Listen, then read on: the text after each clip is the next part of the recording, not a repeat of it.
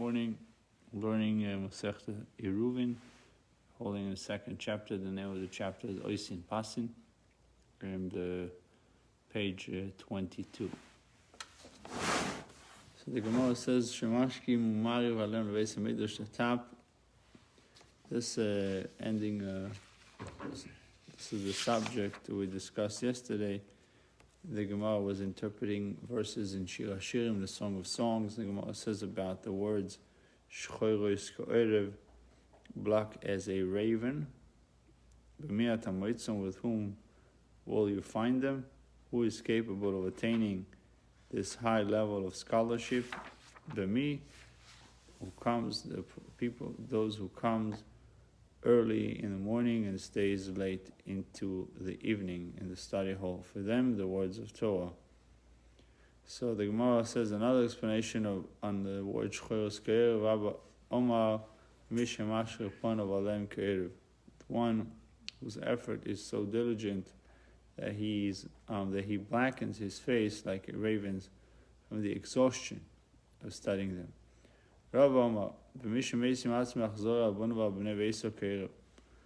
knowledge is found with one who makes himself as cruel as a raven towards his children and the members of his household.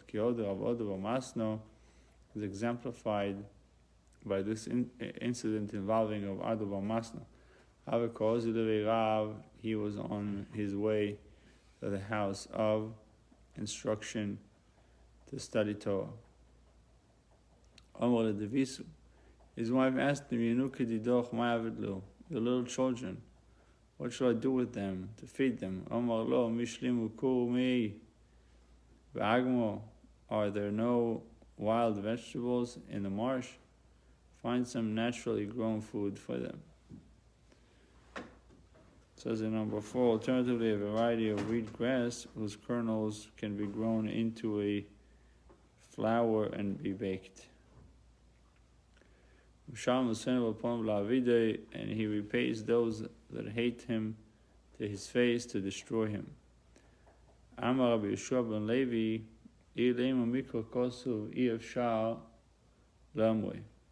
had the pasuk not been written, it would have been impossible to say it on our own.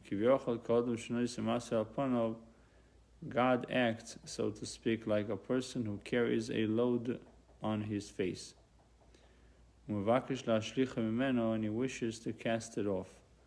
The reward God must mete out to the wicked for the few good deeds they perform is a burdensome task that he wishes to get rid of.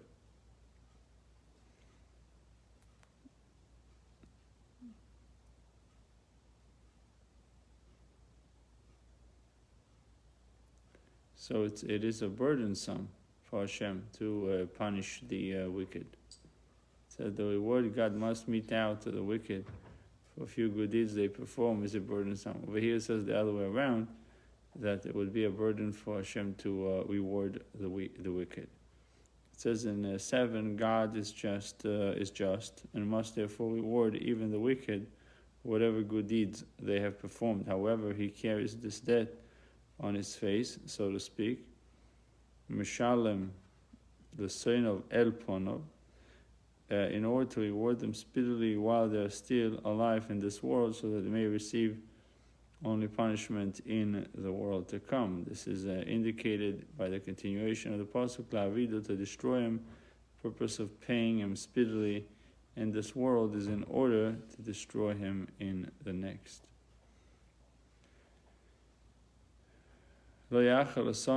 He will not delay payment to him that hates him, to him that hates him.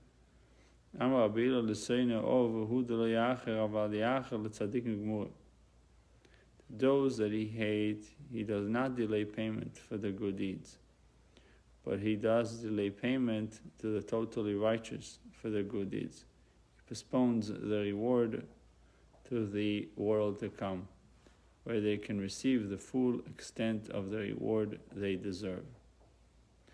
Hainu d'Omar Rabbi Yishmael ben Levi, and this is the essence of what Rabbi Yishmael ben Levi said. My dichtiv, what is the meaning that which is written, Asher Anochi Mitzavcha Hayom La'aseisom. You shall keep the commandment which I command you today to do them. Hayom La'aseisom v'mochel La'aseisom. Today and not tomorrow. Do it today, not tomorrow. Hayom La'aseisom v'mochel L'kavos Chom. Today was made to do them. Tomorrow, the world to come, was made to receive the reward. What does it mean, slow to anger? Should have said slow to anger using the singular form. Should have said erech af. Why erech hapayim? Ela erech hapayim l'tzadikim, erech hapayim l'Hashem. Slow in showing a jubilant face to the righteous. He delays the reward until the world to come. And is slow in showing an angry face to the wicked. He delays their punishment until the world to come. So the reverse happens between righteous and the wicked. Righteous are being, their reward is delayed.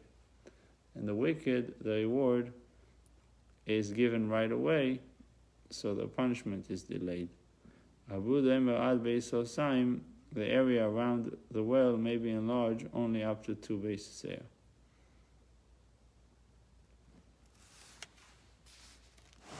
Let me see if I can start AC. Yeah, that would be good. I thought it was working, no? It worked. It was set at 79 instead of like.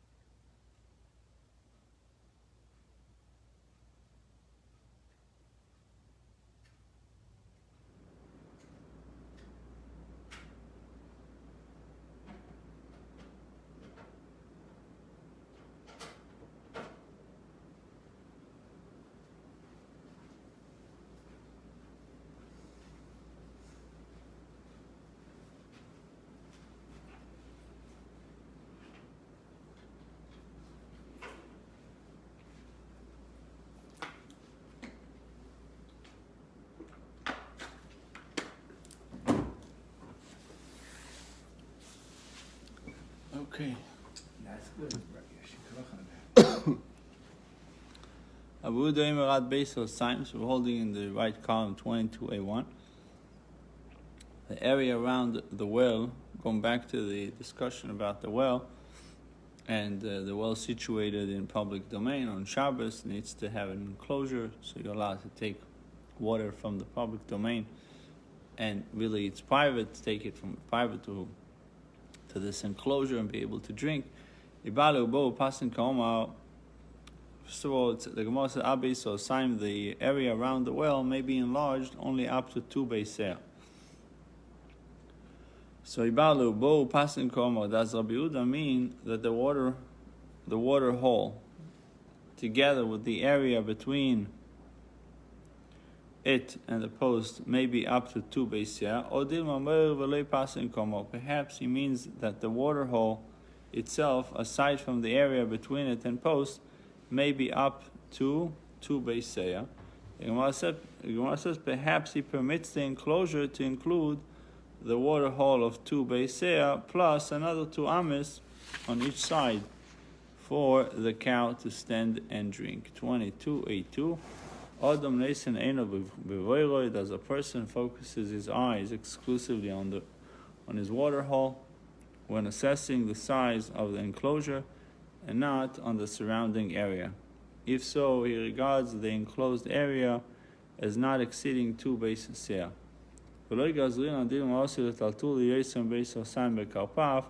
And therefore we do not need to decree the total enclosed area to be limited to 2 beiser because of the concern that he might come to carry in a karpaf which exceeds 2 beiser.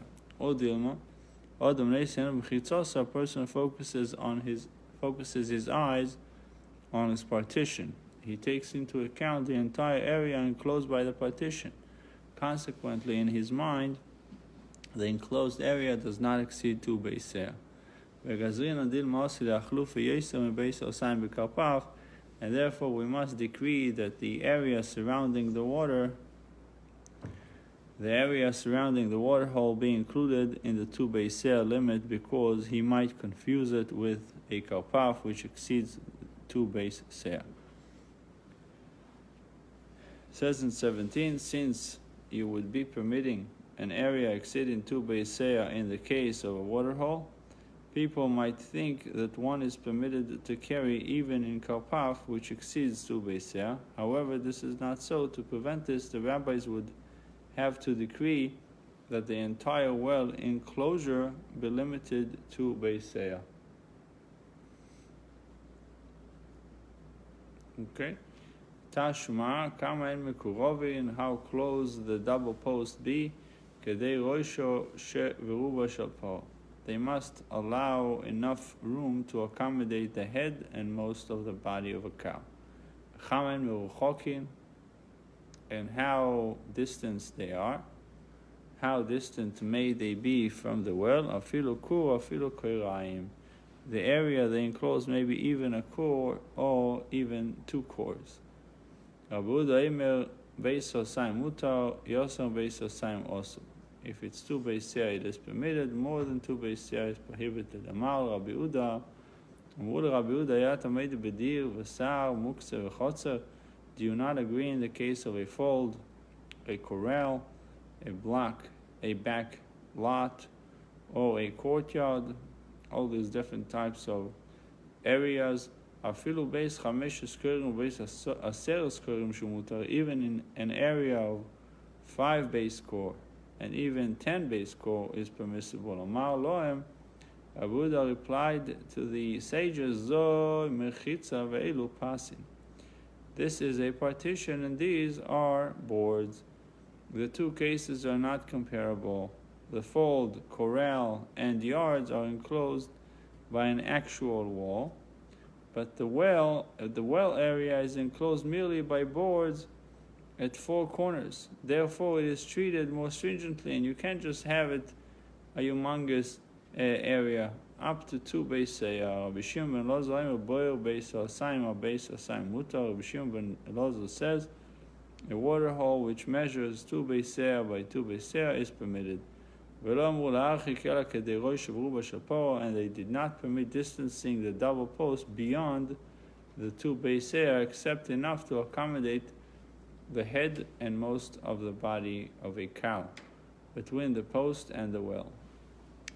They permitted erecting posts around a well which is itself 2 beiser, but limited the distance between the post and the well, in this case, to the minimum 2 ames. Gemara analyzes this Baisa to resolve its question about Rabbi Uda's opinion. Now, since Rabbi Shimon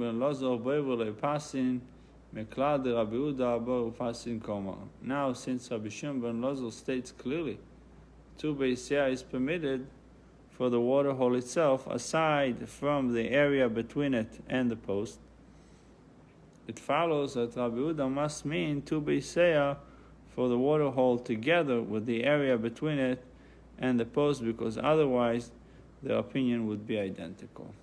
V'loi, and this is not correct. In fact, Rabbi Uda v'loi pasin koma. Rabbi Uda means to permit up to 2 beisers for the water hole itself, aside from the area between the posts. Iachi, hainu the Rabbi Shimon ben Elazar. Rabbi Uda's opinion is identical to that of Rabbi Shimon ben Elazar. The difference between them concerns a water hole which is long and narrow. It is rectangular rather than square.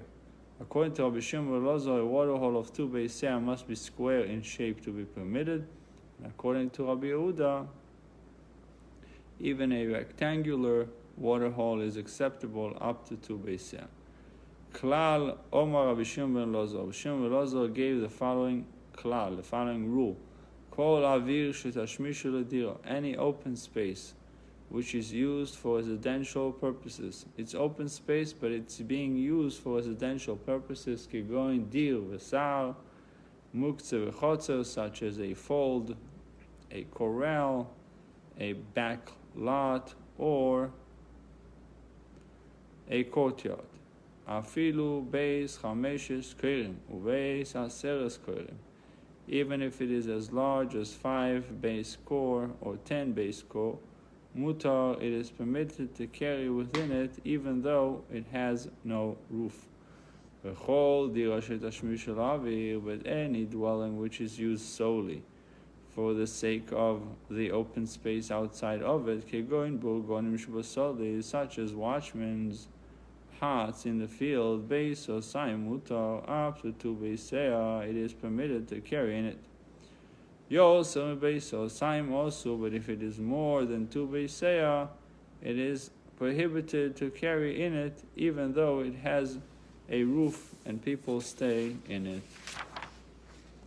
Going into the Mishnah in 22a3, following Mishnah discusses the general traffic, whether general traffic may be allowed to pass between the double posts without disturbing their function.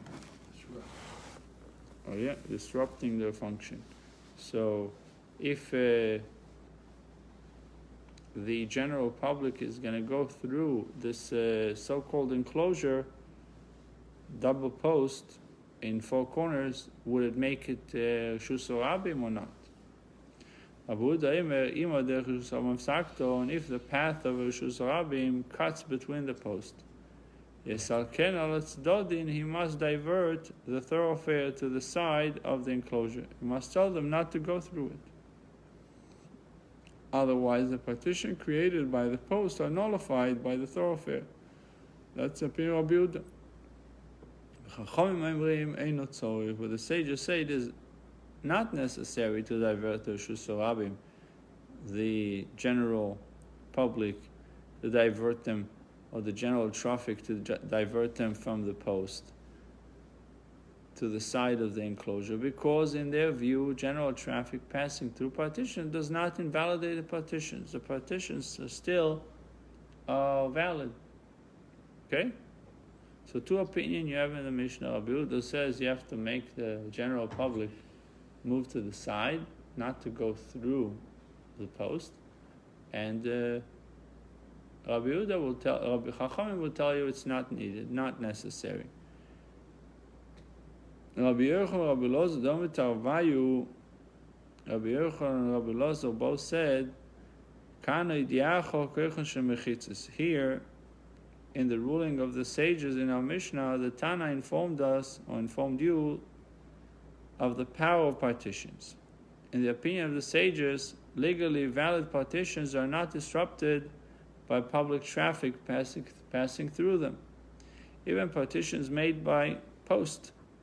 Rabbi Elazar's statement here, the Tana informed us, implies that this is a ruling with which Rabbi Yochanan agrees.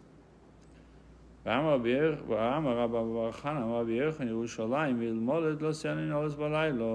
of Yerushalayim, were it not that its doors were closed at night. Back then they used to close the city at night. Yeah, it's a walled city. One would be liable there for carrying in a Reshus Rabim, meaning Yerushalayim was surrounded by walls in which gates were set to allow the traffic to enter and exit the city. Rabbi Yochanan rules that in theory, the public thoroughfare passing through the city would qualify as a Reshus Rabim. Although the city is surrounded by walls, which theoretically enclose everything within them, the traffic passing through the walls nullifies their enclosing power. So, meaning that even though Yerushalayim is surrounded by walls, since there's a lot of people going through the city, so it nullifies the walls. There's more than 2 gates there, so that even makes it more of a thing.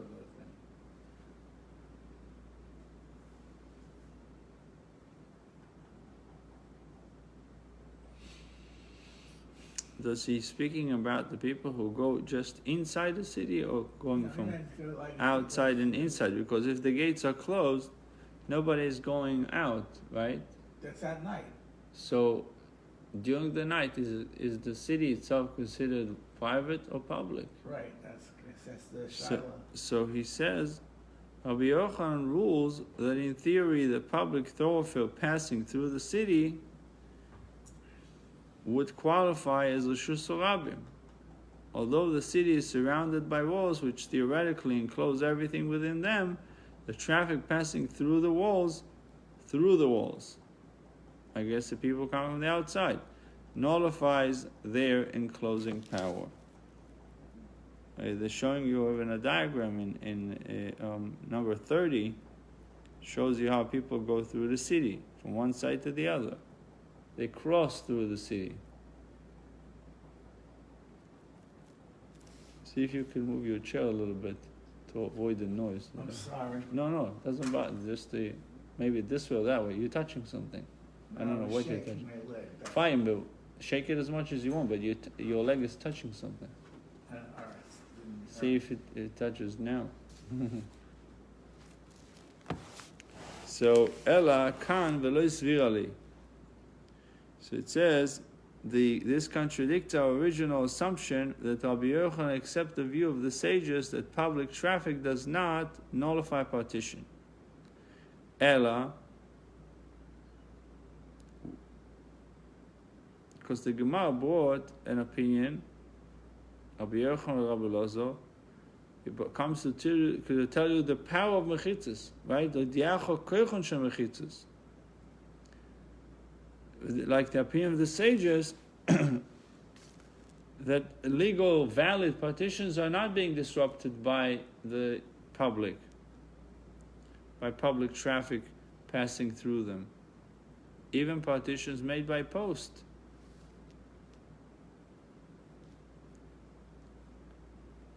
So the Gemara says, Ella, rather we must explain kan v'lo svirali, that even though Rabbi Yochanan said,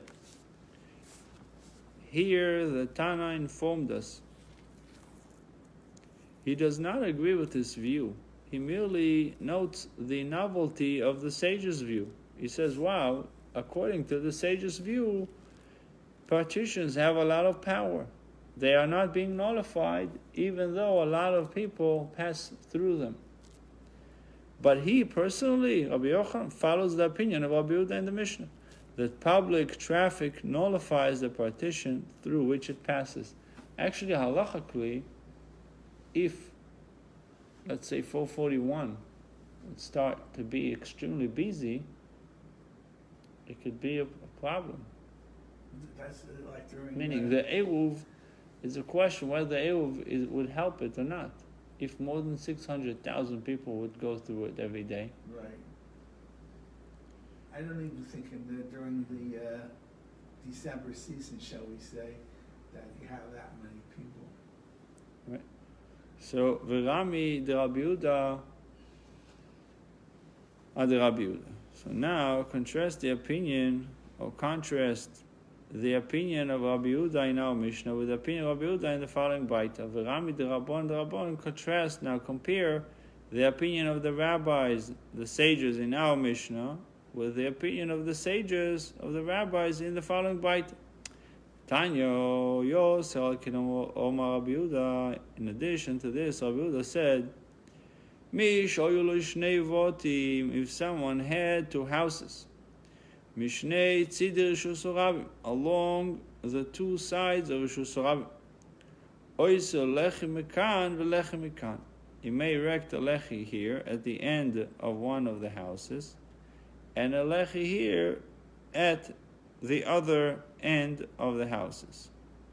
So try to picture, to visualize the scenario. A guy has 2 houses, along the two sides of Rishus Harab, meaning that he has a street separating between the two houses. Okay? So and now he wants a transfer from one house to the other on Shabbos. Right. May erect a lechi at the end of one house, and a lechi here at the other end of the house, or koiro mikan vekoiro mikan, or koiro here from house to house at one end, v'noise, and koiro here, and v'noise b'emtza, and he may then carry in the street in between, to take from one house to the next. You need two korach on one side of the house. O lechi.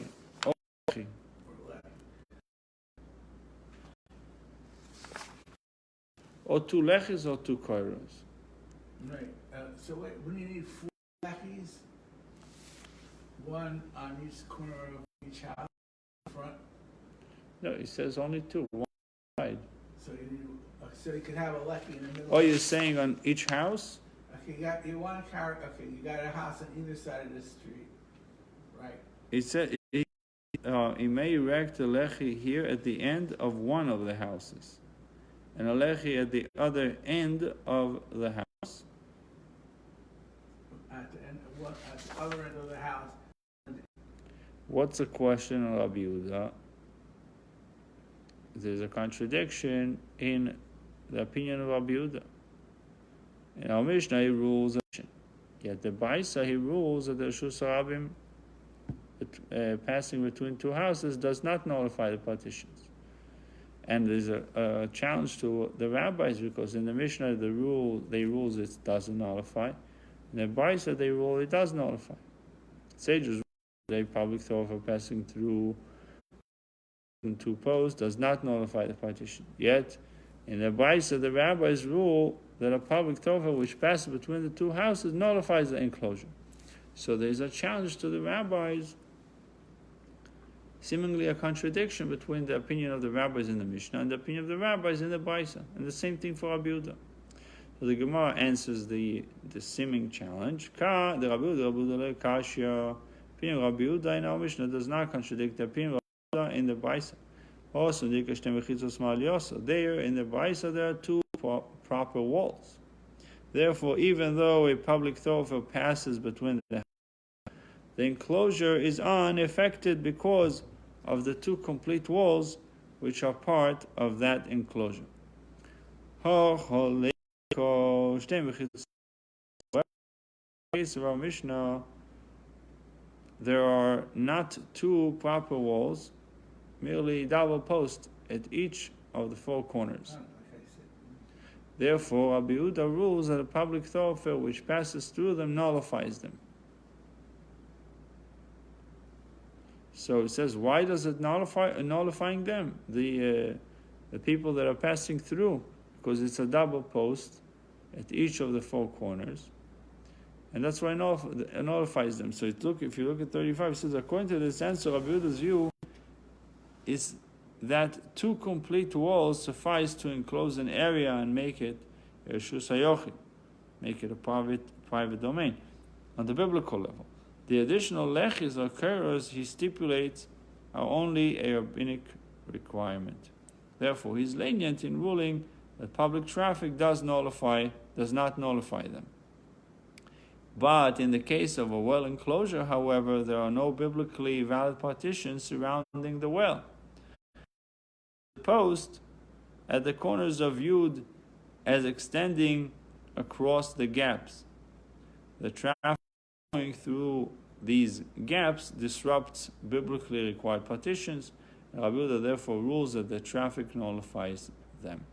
And this is from the Ritva and the Tosfos Dibur Matchel Kashya. Okay, so now what about the rabbis? The Rabbon Nami Lekasha Chayika Sham Arba Mechitzos. Also Leika Dasham Shem Dal Mechitzos. Here in the Mishnah there are at least 4 nominal walls, and therefore the public does not. Osam leika shem dal mechitzos. There in the Brisa, there are not even 4 nominal walls. In the rabbi's opinion, the public thoroughfare which traverses a partition, which does not have a measurable standing portion, only a lechi or kaira nullifies that partition and thereby the enclosure. The Gemara introduces a ruling of Rabbi Yochanan which is relevant to the general discussion of whether public traffic nullifies a partition. Amar Rabbi Yitzchak bar Yosef, Amar Rabbi Yochanan, Eretz Yisrael en chayavim alem shum shus rabim.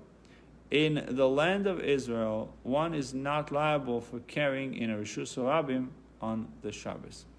The Gemara analyzes Rabbi Yochanan's ruling. Yosef Rav Dimi v'kamalelo shmaito Rav Dimi said and repeated this ruling of Rabbi Yochanan. Omar le'abai Rav Dimi. Abai said to Rav Dimi, "My time.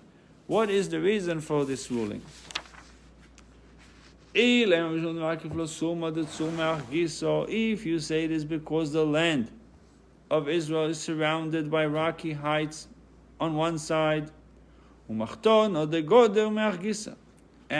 drop of a goder, of a fence, on the other side, and that since these have the dimensions to qualify as legal partitions, they enclose the land of Israel so that there is no Reshus Rabim inside it.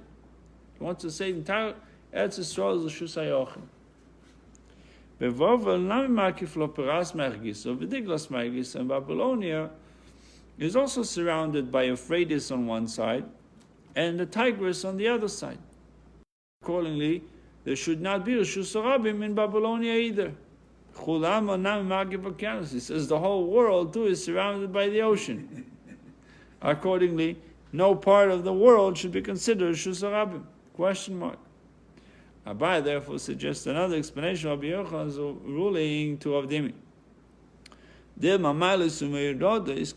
Perhaps you were referring only to the ascents and descents, highs and lows, the steeply inclined areas of the land of Israel, whose steep slopes make them difficult to traverse, like the Negev. Right.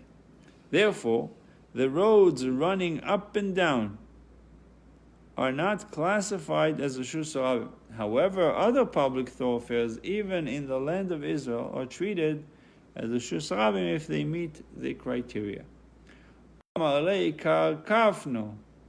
Dimi told that distinguished one, Kalkafno, Chazise, Lereshach Be'amude, I saw your head between the pillars of the lecture hall. When Rabbi Yochanan said the statement, you were there, your explanation is exactly as Rabbi Yochanan explained it then. The Gemara cites confirmation for Abai's explanation of Rabbi Yochanan's ruling. Itmar Nami because Rabbi Yochanan. Rabbi said in the name of some say that Rabbi Abba said it in the name of Rabbi Yochanan. The ascents and descents of the land of Israel, one is not liable for carrying in Reshus Rabim, because these are not like the flags of the desert. They're not like the flags of the desert encampment of the Israelites. We know that every 3 tribes had their own flag, right? So where the ground was level, therefore these mountains, roads, are not considered to be Reshus Rabim. The Gemara continues the discussion of the status of a public thoroughfare which goes up a hill.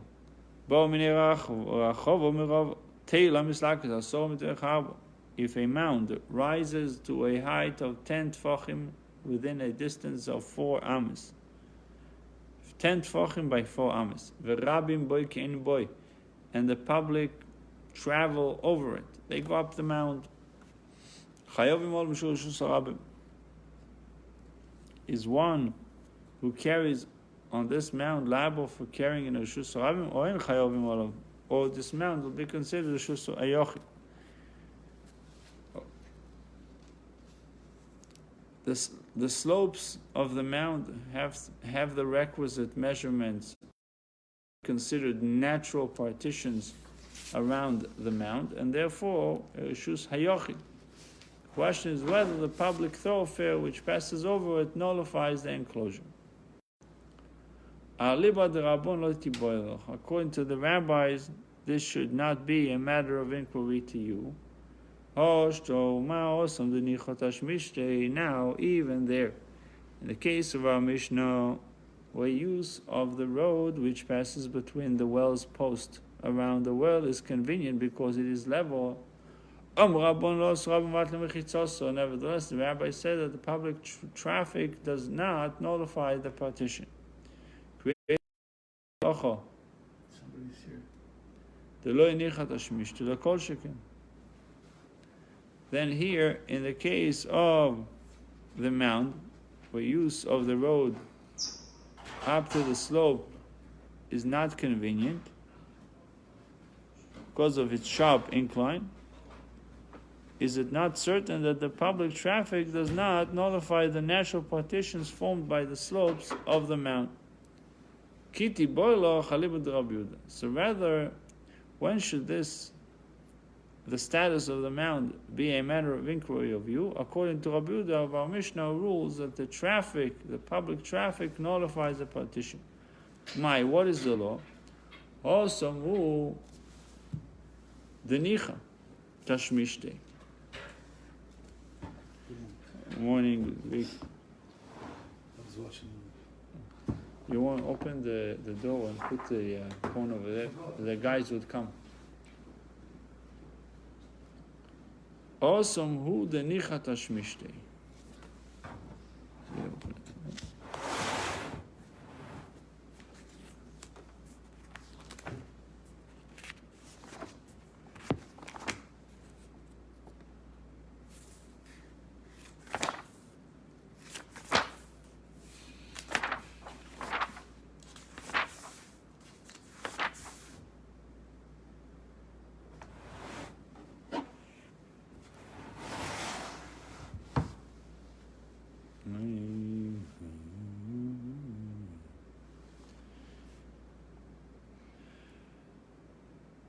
It says in 11, according to the sages, one is certainly not liable for carrying on this mound, since its natural partitions enclose it. What's the natural partitions of the mound? The 10 by 4, 10 tvachim by 4 amis.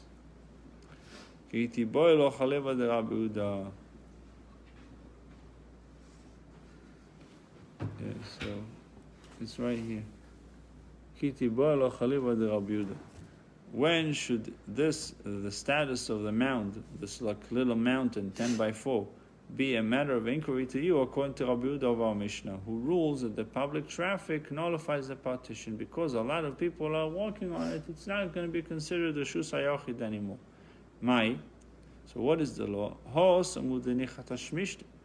In the case where the use of the road is convenient, Rabbi Yehuda rules that the public traffic nullifies the partition because people are comfortable going through it. But here, where the use of the road is not convenient, so the public traffic does not nullify the natural partitions because it's not comfortable for them to go through it. So it limits the amount of people who is going through it, and therefore it's not going to be nullified. Or perhaps there's no difference whether it's comfortable or not. There's public traffic, therefore it's going to be nullified. Amar lei chayovin. Rava told Rachova, one is liable for carrying there on this mound, on the 10 by 4 mound, 10 tvachim by 4 amis, because even in this case, the traffic nullifies a partition formed by the mound. Rachava now inquires whether there is any limit based on the steepness of the incline.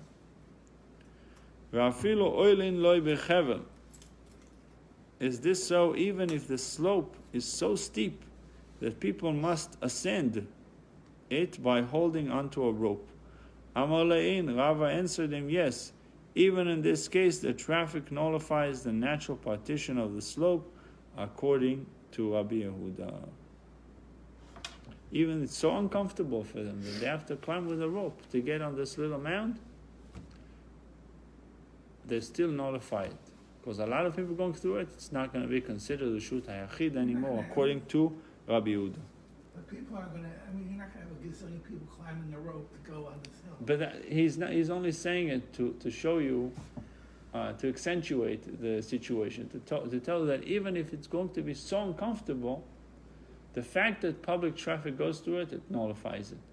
But it's only the opinion of Rabbi Yehuda. Okay. So far, v'afilu b'ma'alois Beis Meron, and even the ascents of Beis Meron, which were very steep. So it's a very steep incline in certain stretches, and over which people has to pass single file. They have to go individually. It's very scary there. I went through there. Amar lei ein. Rava told them, yes, Rabbi Yehuda holds that public traffic nullifies the natural partition of the slope, even in this case. Eisivei, Rachava challenged Rava. Chotzer she'orabim nichnosin lo bezu ve'yotzim bezu, a courtyard which the public enters on one side and exit on the other side. Reshus harabim letuma is a reshus harabim in regard to the laws of tuma. Reshus hayochid leShabbos, but reshus hayochid in regard to the laws of Shabbat. So if you look at 14, why is it reshus harabim letuma? A case of doubtful tuma, for example, it is not clear if a person or a vessel has become tameh. It's judged leniently if it arises in a reshus harabim. Reshus harabim for these purposes is a place regularly traversed, or a place where there were 3 people present at the time the question of tumah arose. The presence or absence of partitions has no bearing on these laws. So it would be considered not tameh if it's a reshus harabim. Money, who's the author of this bais? Ilay marabon. If you say the author of the bais is the rabbis, hashta uma osam denicha tashmishte. For if even there, in the case of the Mishnah, where the use of the road which passes between the post is convenient, Omer rabbonon leosu rabim vat lemechitzasa.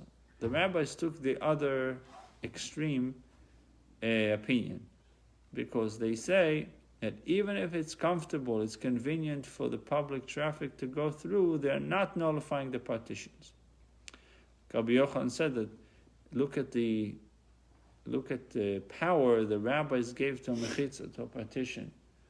And over here it's emphasizing it even more, that even if it's comfortable for the public to go through the mechitza, they're not nullifying it, or to go through this enclosure. So it's a kavah chomer, if in a place where it's convenient for people to go through the enclosure. The rabbis did not say you cannot nullify reshut hayachid. How much when you don't have when it's very uncomfortable to go through it. If it's so uncomfortable, it means that less people are going through it. Yeah. If less people are going through it, then you should not nullify the reshut hayachid. Should not turns it to reshut harabim. Ela lav Rabbi Yehuda, rather is the author of the Baisa, not Rabbi Yehuda.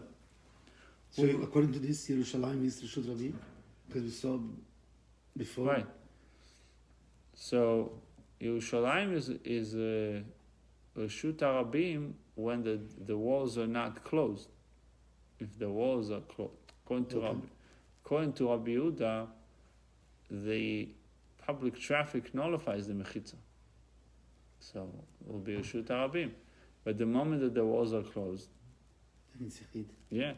Ela lav Rabbi Yehuda, rather is the author of this bais, is not Rabbi Yehuda, who rules in the Mishnah that public traffic does nullify the well's partition. Nevertheless, in the case of the courtyard, where access is more difficult, he agrees that traffic does not nullify the partitions. Over here, similarly, Rabbi Yehuda is taking into considerations where it's very difficult to go through, that it's not considered, it does not nullify the partitions. This contradicts Rava's opinion that public traffic nullifies partitions, according to Rabbi Yehuda, regardless of the difficulty they pose to travels. So this is a difficulty to Rava, because he said that according to Rabbi Yehuda, regardless if it's difficult or not, the public traffic nullifies the partitions. Gemara says, Lo elam rabbon. In reality, this brisa reflects the view of the rabbis. The ruling that the courtyard is a reshus rabbim for the laws of Tuma is necessary. It is not obvious. Therefore, the brisa also gives the status of the courtyard in regard to the Shabbat, to contrast it with the law of Tuma. What happened with the laws of Tuma? It says in 18 to teach that even though the courtyard qualifies as Reshut HaYachid, it's a private domain, the courtyard. In regard to the Shabbat, it is nonetheless regarded as Reshut HaRabim in regard to Tum'ah, which makes it a leniency. Because if you considered the courtyard as Reshut HaRabim for Tum'ah, that would mean that if something happened, you have a doubt whether you're Tameh or not, you would not be considered Tameh if it's considered Reshut HaRabim. So Reshut HaYachid, there's more likelihood that you are Tameh. So in regard to Tumah, I'm considering the courtyard Reshut HaRabim. That's a leniency. In regards to Shabbat, I'm considering it Reshut HaYachid, which is also a leniency. So therefore, I can carry there. Tashma, come learn proof from the following Mishnah. Mevo'ot hamefulashot mevorot shichin u'marot, mevo'ot that open in pits, ditches, and caves. Ditches and caves.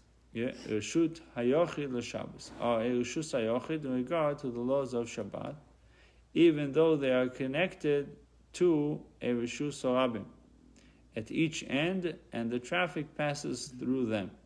Or Reshus HaRabim l'Tumah, but Reshus HaRabim in regard to the laws of Tumah.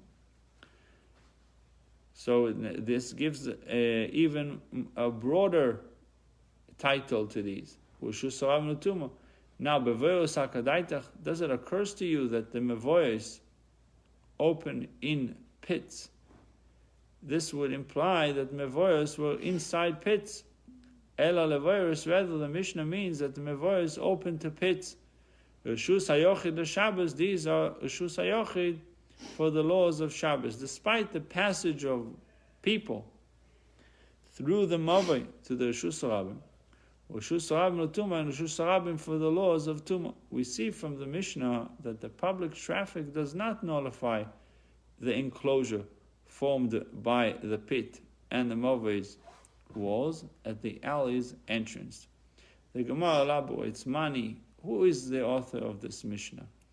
If you say it is the rabbis who rule that public traffic does not nullify partition, for if even there, in the case of the Mishnah, the use of the road which passes between the well's post is convenient, everybody is comfortable passing through it.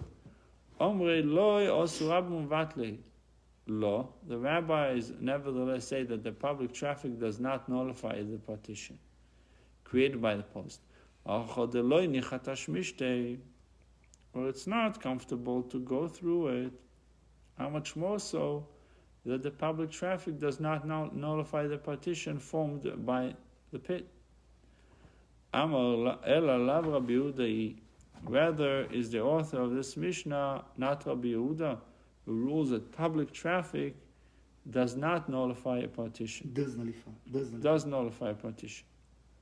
Yeah, that was the opinion of Rabbi Yehuda all along, that it nullifies. Nevertheless, in the case of the Mavai, which leads past a pit, where access is more difficult, like the diagram, if you look at the diagram, makes it more difficult to pass through. You see it's a narrow pathway. This contradicts, he agrees that public traffic would not nullify the partitions. This contradicts Rava, who stated that public traffic nullifies the partition according to Rabbi Yehuda, regardless of the ease of access, whether it's hard or difficult, it nullifies. Over here we see that it's not so accurate.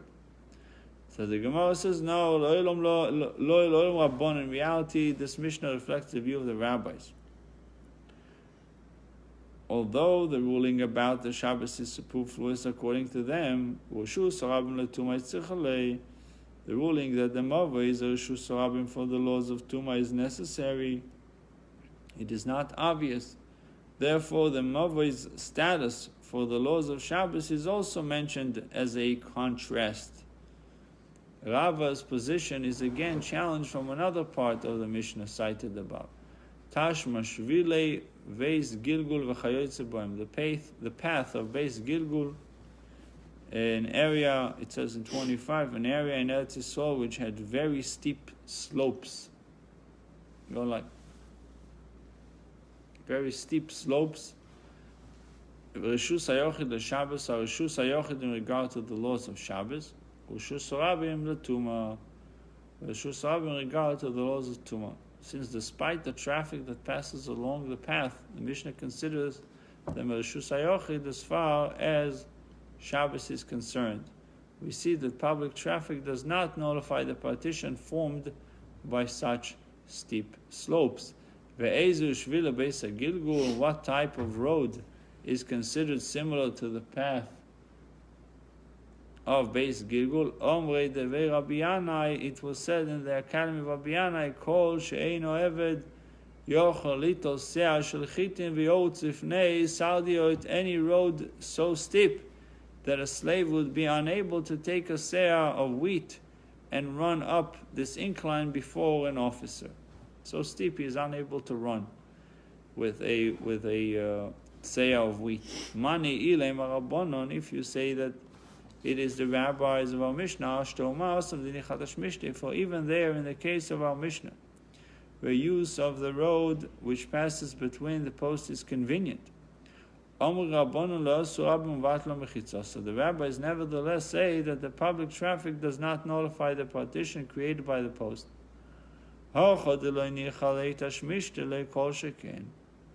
Then here in the case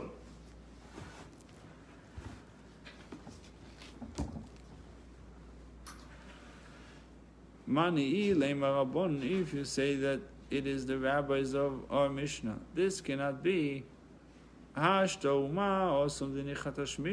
even there in the case of our Mishnah where use of the road which passes between the posts is convenient. So the rabbis nevertheless said that the public traffic does not nullify the partition created by the post. Then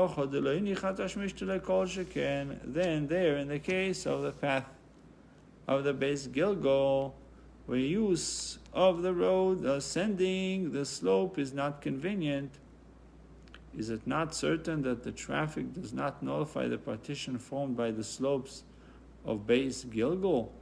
Ela lav Rabbi Yehuda, rather is the author of this Mishnah not Rabbi Yehuda, who rules that public traffic does nullify partitions. Nevertheless, in the case of the path of Beis Gilgul, where access is more difficult, he agrees that a public thoroughfare does not nullify the partitions. This contradicts Rava's opinion as explained in the previous proof. Amar lei, Rava answered them, Shvile Beis Gilgul ko'amart. Is it from the path of Beis Gilgul that you say you can disprove my opinion? These paths are no proof for the following reason. Yeshua Oyev Yisrael Hoya. Yeshua, who distributed the land of Israel after its conquest, instituted certain rules pertaining to the usage of the land. See Baba Kama 79b and 88. Our Gemara teaches that in addition to the roads that already existed, he also established a network of public roads through land that would otherwise have been the private property of those who received the land alongside those roads. So Yeshua loved the people of Israel. Omad v'sikinam dochim v'sati. He therefore arose and established roads and thoroughfare for them. Wherever its use was convenient, he assigned it to the public sector, like what we call today eminent domain. Even though it could have been your tribe that received a piece of land, but if part of that land would make things easy for everyone, he would establish roads. Wherever a path was extremely steep and not convenient to use, he assigned it to the private sector. Therefore, roads with a steep slope, such as the path of Beis Gilgal, were private property. Even Rabbi Yehuda agrees that public traffic through private property does not have the status of a Reshus HaRabim. Rava's ruling that even roads over steep inclines notify the partitions generated by those slopes refer to roads outside of Eretz Yisrael, where even such steep roads were public property. The following Mishnah defines the types of watering places for which the leniency of well boards was allowed. There are two types of watering places: a be'er, well, fed from a water source such as a spring or stream, and a boer, a water hole, which is a pool collected rainwater. In general, the general wells are the preferred water source. This is because a water hole may dry up at any time. People then would no longer be permitted to carry, because these boards are permitted only where they provide a source of water, but might continue to do so out of habit. A restriction is therefore placed on use of these boards for water holes, as we shall now see. Didn't we go over this before? It was mentioned a few times. Difference between a be'er and boil, right. But we did discuss the issue of a boil because the likelihood for it to be dried up is more common, and then the enclosure is no more Reshus HaYochid. Right. We see that over here all the time. We got big rain, and we got like right behind us. That's this thing behind us. So well boards are a leniency.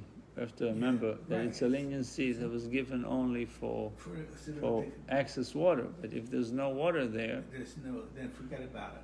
Okay. Whether for a public water hole or a public well or a private well, oisin lohen pasin, we may erect boards, double post, to permit water to be drawn on the Shabbos. Aval but for a private water hole, these boards may not be used. You see, for a private water hole, these boards may not be used. Water hole. Yeah. Rather, we must erect a partition 10 tefachim high all around it. Div Rabbi Yehuda, Div Rabbi Akiva, these words of Rabbi Akiva, Rabbi Yehuda ben Bava Eimer, Ein oisim pasim el leveiro rabim bilvad. We may not erect boards except for a public well. And for all other types of watering places, we must erect a belt 10 tefachim high surrounding the watering place. So it says in 32, an enclosure made of ropes. Others interpret the word chagua simply as partition. Rabbi Yehuda ben Bava prohibits the use of boards for water holes, both public and private, as well as private wells. Only public wells may be permitted with them. Okay. Okay, now we can do the mimer. Baruch to you.